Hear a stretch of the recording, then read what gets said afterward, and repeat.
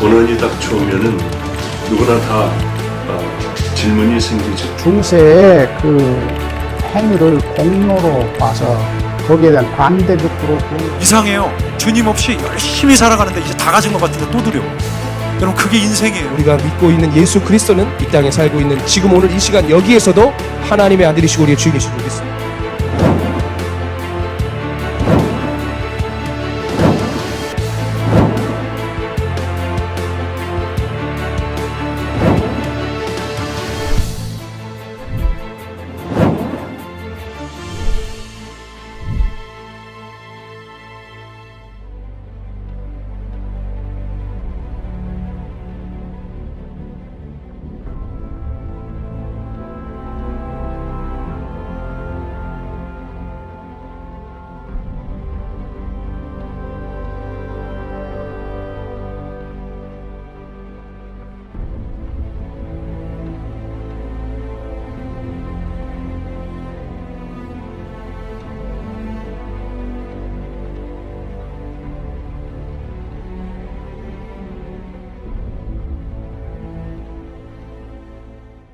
아마 인류 역사 이래에 마귀가 가장 성공한, 마귀가 대히트를 친 거짓말이 있다면 그것은 바로 진화론과 무신론일 거라고 말씀드린 적이 있죠.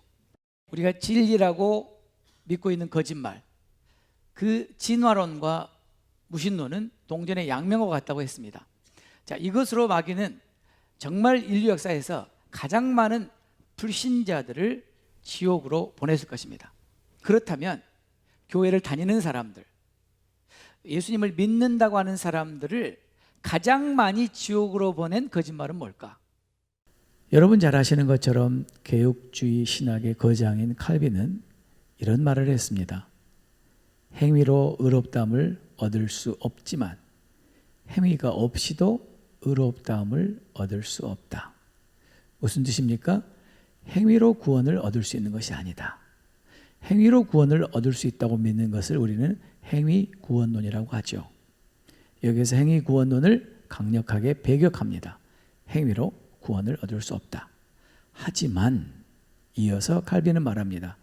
행위가 없이도 구원을 얻을 수 없다. 이 말이 무슨 뜻이죠? 이런 뜻입니다. 세상 사람들, 예수님 모르는 사람들, 예수님 믿지 않는 사람들도 선한 일을 많이 합니다. 예수님 믿지 않고, 즉 믿음이 없는 선한 행위, 믿음에서 우러나지 않은 선한 행위로는 구원을 받을 수 없다는 말이죠. 그런데 예수님을 믿는 사람들, 정말 거듭난 사람들은 그 믿음은 행함이 있는 믿음이기 때문에 행함이 없는 믿음으로도 구원을 받을 수 없다는 말이죠. 다른 말로 하면 믿음이 없는 행함으로도 구원을 얻을 수 없지만 행함이 없는 믿음으로도 구원을 얻을 수 없다는 말입니다. 철저한 칼빈주의자였던 요나단 에드워드 목사님도 인간이 행위로 구원을 얻을 수 없다는 것을 누구보다 잘 알고 있었기 때문에 그는 행위 구원론을 배격했습니다. 그럼에도 불구하고 요나단 에드워드 목사님은 이렇게 말했습니다. 행함이 없이 구원 얻는 것은 아니다.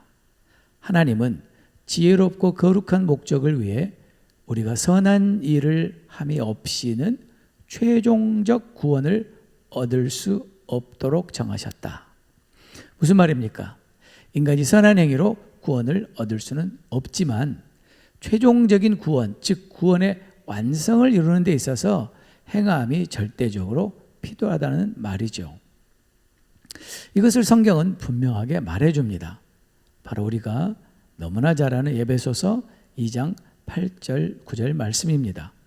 너희는 그 은혜에 의하여 믿음으로 말미암아 구원을 받았으니 이것은 너에게서 난 것이 아니요 하나님의 선물이라 행위에서 난 것이 아니니 이는 누구든지 자랑하지 못하게 함이라. 구원은 하나님의 선물입니다. 구원은 믿음으로 받는 것입니다. 행위에서 난 것이 아닙니다. 맞습니다. 행위 구원론을 반격하는 것이죠. 그런데 놀라운 사실은 바로 이 말씀, 그 다음 말씀 에베소서 2장 10절 말씀입니다. 사도 바울은 이어서 이렇게 말합니다. 우리는 그가 만드신 바라. 그리스도 예수 안에서 선한 일을 위하여 지으심을 받은 자니. 우리는 행위로 구원을 얻을 수 없습니다. 구원은 하나님의 선물입니다. 그러나 구원을 받은 우리는, 예수님을 믿고 거듭난 우리는, 새로운 피조물이 된 우리는, 그리스도 예수 안에 있는 우리는 선한 일을 위하여 지으심을 받은 자니. 계속해서 뭐라고 말합니까? 이 일은 하나님이 전에 예비하사 우리로 그 가운데 행하게 하려 함이라. 무슨 말입니까? 행위로 구원을 얻는 것이 아닙니다. 그것은 행위 구원론입니다. 그러나 거듭난 하나님의 자녀는, 새로운 피조물이 된 하나님의 자녀는, 그리스도 예수와 연합한 하나님의 자녀는, 그리스도 예수 안에 있는 하나님의 자녀는 선한 일을 위하여 하나님이 지으신 자들이다 라는 말이죠. 그러면 당연히 선한 일을 행하게 된다. 너무나 많은 사람들이 오해하고 있습니다. 구원은 믿음으로 받기 때문에 행함은 구원과 상관이 없다. 여러분, 성경을 자세히 보시면 성경은 분명히 우리에게 말해줍니다. 구원 얻은 하나님의 성도들이, 구원 얻은 하나님의 자녀들이 행함이 없이 최종적인 구원에 이룰 수 없습니다. 구원의 완성에 이룰 수 없습니다. 자, 이제부터 이 부분에 대해서 세계적인 석학, 학자들이 어떻게 이야기하는지 직접 들어보도록 하겠습니다. 교수님께서 예. 행위 없는 구원, 퀘스천 마크, 예. 물음표. 예. 물음표 제목으로 책을 쓰셨는데, 제목 자체가 주는 그 뉘앙스는 행위 없는 구원이 가능한가라는 질문인 것처럼 보입니다. 제목으로 뭔가 전달하시고 싶으신 메시지가 있으셨던 것 같은데, 혹시 그 부분에 대해서 말씀해 주실 수 있는지요? 아마 이렇게 제목을 읽는 분들은 다 바로 느끼시지 않을까요? 행위 없는 구원하고 이렇게 느낌표를 찍는 분위기 속에서 이제 그 느낌표 대신에 물음표를 찍어서 행위 없는 구원? 하고 이제 질문을 제기하는 거죠. 이제 그 생각을 이제 뒤집어서 다시 좀 그 문제를 좀 헤집어 보자 하는 그런 이야기니까 좀 동적으로 많은 사람이 복음의 요체라고 생각했던, 우리의 행위가 아니라 하나님의 은혜로 혹은 믿음으로라고 말했던 그 도식이 피상적으로 잘못 이해되어 있다는 사실을 얘기하고 싶었던. 그래서 좀 투박한 면에서 부정적으로 말하자면 행위가 없는 구원은 성경에서 이렇게 말하고 있지 않다 하는 이야기를 이렇게 출발점으로 삼은 것이고요. 제목이 이제 그런 건데, 사실은 거기서 출발해서 결국 성경이 말하는 구원이라는 것은 행위가 없이 그냥 오직 믿음으로 하는 그런 방식으로 선포되는 게 아니라 우리의 순종을 요구하는데, 근데 그것이 결국은 우리로 하여금 그 구원의 길을 가게 만드시는 하나님의 능력을 선포하는 것이다 하는 얘기를 이제 하고 싶었던 거죠. 근데 우리가 행위 없는 애 너무 꽂히니까 하나님의 능력으로서의 구원이라는 그 소위 그 긍정적인 측면을 이게 놓치게 되는 거죠. 그러니까 그 복음의 요체를 오히려 놓치게 되는 그런 아쉬운 상황. 그래서 이제 그런 것들에 대한 질문을 제기하는 셈이죠. 소위 오직 믿음이라는 이 말을 잘못 이해해서 순종과 행위를 배제하는 그런 믿음인 것처럼, 그래서 순종과 행위를 배제하는 칭의 구원을 이야기하는 것이 곧 성경 자체의 가르침 혹은 종교 교육자들의 가르침을 따르는 것이다 라고 잘못 생각하는 경우는 분명히 있다고 봅니다. 그래서 그것은 시정되어야 되겠죠. 교수님 책 네. 48페이지에 오늘날 어떤 설교자가 나서서 네. 구원을 얻으려면 올바른 행실을 보여야 한다고 가르친다면 대부분의 사람들은 그를 행위 구원론자라고 비난할 것이다. 네. 만약 그런 피상적인 판단을 마태복음과 야고보서에 적용한다면 마태복음에 소개된 예수와 그의 육신의 동생 야고보는 모두 명백한 행위 구원론자들이다 라고 말씀을 하셨는데, 네. 이거를 좀 더 풀어서 설명해 주시면 감사하겠습니다. 그러니까 우리가 구원에 이르는데 행위가 필요하다. 그러니까 행위로 구원 얻는다는 표현까지 안 가고요. 네. 행위가 필요하다 하는 수준의 표현을 가지고도 문제를 삼는다면, 그리고 그것을 행위 구원론이라고 부른다면, 그러면 신약 성경 전부가 사실은 행위 구원론이죠. 제가 저 책에서는 이제 마태복음과 야고보서만 얘기해서 이제 둘만 언급했는데, 왜냐하면 마태복음의 예수는 분명히 주여 주여 이렇게 외치는 그냥 말로 하는 사람이 천국에 들어가는 게 아니고 하늘에 계신 내 아버지의 뜻대로 행하는 자라야 들어갈 것이라고 분명히 못을 박았거든요. 맞습니다. 예. 주기도문서는 그 은혜의 논리까지 뒤집어 버리죠. 네. 우리가 먼저 용서해야 네. 하늘 아버지가 용서해 주신다고 가르치시고, 그 다음에 주기도문 할 때도 먼저 용서하고 나서, 그래서 우리가 우리에게 죄 지은 자를 사하여 준 것 같이 우리 죄를 사하여 주십시오 하고 기도하도록 가르쳤단 말이죠. 그렇습니다. 그러니까 그렇게까지 이렇게 하시는 거죠. 네. 야고보서는 사실 말할 것도 없잖아요. 야고보서는 사실은 표현이 굉장히 세요. 왜냐하면 사람이 행위로 의롭다 하심을 얻는다고 분명히 얘기하거든요. 네, 믿음만 가지고 되는 게 아니다 하는 거죠. 네. 근데 그거 읽고 아무도 시비를 안 걸어요. 네. 제가 이제 그 우스갯소리로, 근데 왜 내가 하는 얘기 가지고 쉽게 시비를 거냐. 난 야고보처럼 세게도 얘기 안 했는데 나는 행위로 의롭다 하심 받는 얘기 한 적도 없다. 근데 왜 나한테는 그러냐. 야고보는 그냥 냅두고. 그랬더니 옆에 누가 웃으면서, 그러니까 너도 이렇게 억울하면 출세해. 성경책이니까 안 건드리지. 그런 얘기를 하는데, 논리적으로 사실은 우리가 이렇게 이중 플레이를 하는 거죠. 네. 이중 플레이를 하는 게 어디서 드러나냐면, 저한테 하도 뭐라 그러니까 네. 제가 이렇게, 근데 칼빈도 되게 센 얘기 하잖아요. 칼빈의 그 기독교 강의에 보면 우리가 이렇게 행위로 의롭다 하심 받는 것도 아니고 행위 없이 의롭다 하심 받는 것도 아니라는 얘기가 나오거든요. 네. 그 구절을 제가 언급을 해요. 칼빈이 했다고 얘기 안 하고. 그러니까 내 것처럼 하는 거죠. 그러니까. 그러면 당연히 시비를 걸죠. 거봐, 권영경도 이상한 소리 한다. 그러면 이제 어떤 때는 그냥 조용히 넘어가기도 하고, 어떤 때는 그거 칼빈이 한 얘기다 하고 밝혀주기도 해요. 그러면 되게 이제 이상한 상황이 발생하는 거죠. 칼빈을 이렇게 신봉하는 분들이 이제 저를 막 비난했다가 그 칼빈 얘기라고 얘기하니까, 그러니까 그것조차도 받아들일 준비가 안 되는 상황인 거죠. 이제 요는 순종은 구원에 필요하다. 이것은 신약 어디를 펴도 우리가 피할 수 없는. 그거는 사실은 하나님이시라면 우리가 피할 수 없는 가장 근본적인 신념이죠. 근데 우리가 복음을 잘못 배워서, 복음을 잘못 배우니까 버릇이 나빠진 거죠. 그래서 창조주 하나님 앞에서 피조물은 우리가 도덕적인 책임조차도 피할 수 있다고 착각을 한 거죠. 그것이 또 이렇게 복음이라고 오해를 한 거죠. 그 교수님 이런 표현을 쓰셨는데, 그 구원파적 구원론에 함몰된 한국교회다, 그런 표현에서 구원파적 구원론이 무엇이고, 그럼 한국교회가 가르치는 구원론에 어떤 문제가 있는지 혹시 말씀해 주실 수 있으신지. 구원파적인 구원론이라는 게 사실은 우리의 행위를 구원의 방정식에서 배제하는, 흔히 말하는 오직인해의 도식을 조금 이렇게 극단화시킨 게 구원파적인 구원론이라고 그냥 우리가 통상적으로, 제가 아주 엄밀하게 쓴 표현은 아니에요. 네. 약간은 약간은 이제 좀 통속적인 그런 어떤 의미로 이렇게 쓴 표현인데, 한국교회 구원론이 상당 부분 그런 게 견해에 많이 좌우되죠. 예를 들어서 유명한 한 목사님의 설교집에 사람을 1000명을 죽여도 구원에서 떨어지지 않는다. 일단 선택받은 사람은. 이런 햇소리가 나와요.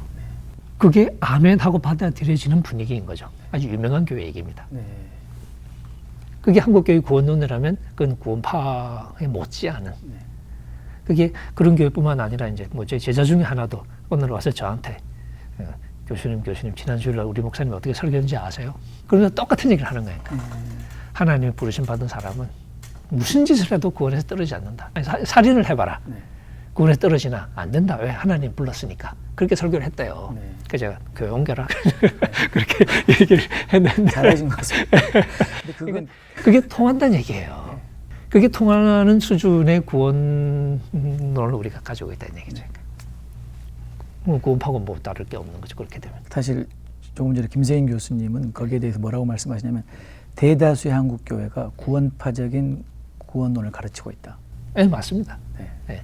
구원파를 이단이라고 정죄한 한국의 대다수 스스로 정통이라고 주장하는 교단의 목사들의 복음 선포가 사실상 구원파 신학이에요.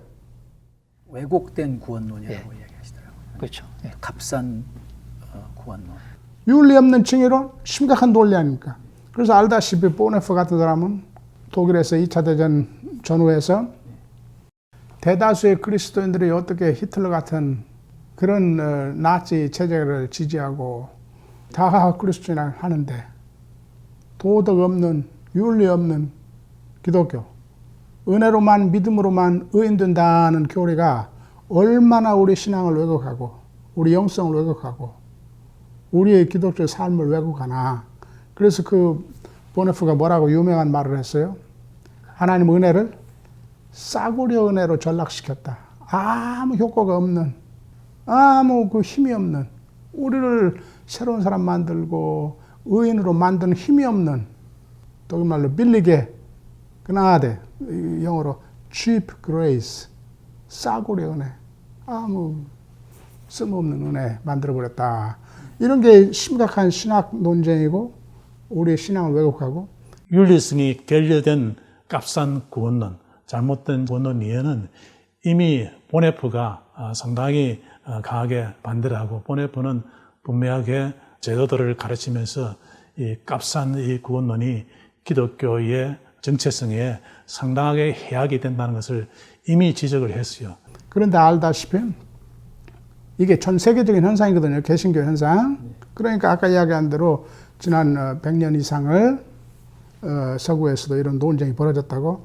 근데 한국의 이 논쟁이 또 더 심각해진 게 최근에 세월호를 겪으면서 구원파 신학이 하나님 은혜를 싸구려로 전락시키는 법정적 범주로만 해석하는 칭의론의 극단적인 표현이에요.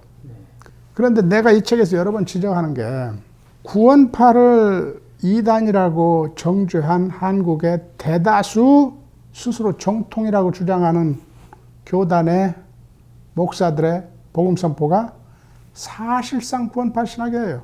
우리가 복음을 받아들이고 그리스도를 믿을 때에 한번 영원히 효과 있는 칭의, 의인이라 칭함 받아버렸다. 그래서 우리가 구원의 확신을 가질 수 있다. 우리 목사들의, 우리 성도들에게 이 구원의 확신 가지라고 얼마나 강조합니까? 그러니까 아무렇게 살아도 됩니다. 그 소리는 안 해요. 우리 정통 목사들은, 이른바 정통 교단의 목사님들도 사실상은 그 말을 하는 거나 마찬가지예요. 그게 유명한 정통 목사들이 부르짖는 구원. 한 번 구원은 영원한 구원이다. 특별히 구원파적인 구원론 이해, 한 번 칭의 혹은 한 번 구원받으면은 그 사람의 삶 윤리와 관계없이 영원한 칭의 구원이 되는 것처럼 그렇게 가르치는 그와 같은 구원파적인 구원론은 종교 개혁자들의 주장도 아니고 또 성경 그 자체의 가르침도 아닙니다. 그러나 실질적으로 현실 교회에서는 또 그런 주장이 어느 정도 상당하게 자리를 잡고 또 만연되어 가고 있는 것은 부정할 수는 없어요. 그와 같은 구원론적 이해는 구원파에서 뿐만 아니라 한국 교회에 상당하게 어느 정도 자리를 잡고 있다고 저는 보고 있어요. 그러니까 세례 때 한 번 받은 칭의는 영원한, 최후 심판 때 확인만 되니까 구원받는다. 의롭게 살면 좋은데 못해도 괜찮다. 성경이 말하는 어떤 구원의 비전은 뒷짐지고 소위 하늘나라 가는 그런 그림을 그리는 게 아니라 죄인을 불러서 회개케 하시는, 그래서 우리를 새롭게 하시는, 그래서 구원의 길을 가게 만들어 주시는 하나님의 능력에 관한 것이다. 이제 그 얘기를 해야 되겠구나. 성경을 우리가 부분적으로만 보고 교리를 만들어서는 안 됩니다. 그것은 이단이 하는 것이죠. 분명히 구원은 믿음으로 받습니다. 하나님의 선물입니다. 그러나 진짜 거듭난 사람은 거듭난 사람답게 사는 것이고, 진짜 새로운 피조물이 된 사람은 새로운 피조물답게 사는 것인데, 그것이 바로 선한 일을 행하는 것이다. 성경은 다른 말로 의의 열매를 맺는 것이다 라고 말합니다. 요한복음 5장 28절 29절은 장차 예수님이 다시 오실 때 우리가 부활하게 될 것을 말하고 있습니다. 그런데 거기에 놀라운 기록이 있습니다. 한번 들어보시죠. 이를 놀랍게 여기지 말라. 무덤 속에 있는 자가 다 그의 음성을 들을 때가 오나니 선한 일을 행한 자는 생명의 부활로, 악한 일을 행한 자는 심판의 부활로 나오리라. 저와 여러분이 얼마나 기다리는 부활입니까? 우리 주님 다시 오실 때 우리는 이 부활의 영광에 참여하는 것이 우리의 소원입니다. 그런데 예수님 뭐라고 말씀하셨냐면, 마지막 그 생명의 부활에 참여하는 자가 누구냐? 선한 일을 행한 자다 라고 말씀하시죠. 그러니 정말 우리가 예수님을 믿고 거듭난 하나님의 자녀라면 선한 일을 행하는 것은 당연한 것이다. 이것은 우리가 구원을 얻기 위해서 선한 일을 행하라는 것이 아닙니다.